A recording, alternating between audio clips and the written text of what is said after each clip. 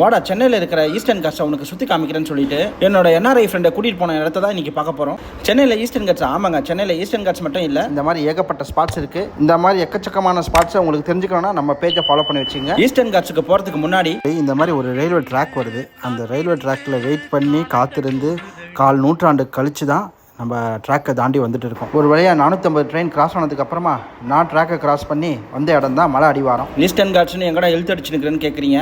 எங்கடா போகிறா அப்படின்னு கேட்டிங்கன்னா, ஃபஸ்ட்டு நம்ம போகிற இடம்னு பார்த்தீங்கன்னா பல்லாவரத்தில் இருக்கிற ஹிடன் லேக்கா. இந்த ஹிடன் லேக்குக்கு வந்து கரெக்டான பாதை அப்படின்னு சொல்லிட்டு எதுவும் கிடையாதுங்க. கூகுள் மேப் படி போனீங்கன்னா ஒரு குறிப்பிட்ட தூரம் போனோன்னா வழி இருக்காது. அதுக்கப்புறம் அங்கே இருக்கிற லோக்கல் பசங்களை கேட்டு பார்த்தா அதோ இப்படி போங்கன்னு சொல்லிட்டு ஒரு சின்ன பாதையை காமிச்சாங்க.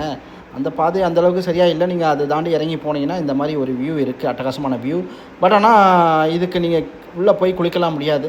ஆனால் இந்த லோக்கல்ஸ் யூஸ் பண்ணுறாங்க. பட் ஆனால் நம்ம வெளியிலேருந்து வந்து பாதுகாப்பான இடம் மாதிரி தெரியல. சரி, இந்த ஹிடன் பிளேஸே ஹிடனாகவே இருக்குதுன்னு சொல்லிட்டு அங்கேருந்து நாங்கள் கொஞ்சம் நேரம் அந்த இயற்கையான பிளேஸை ரசிச்சுட்டு மலைப்பாதையை நோக்கி பயணிக்க ஆரம்பிச்சிட்டோங்க. மலைப்பாதையை வந்து மேலே வரைக்கும் இந்த மாதிரி ரோடு ஓரளவுக்கு நல்லாவே இருந்துச்சு.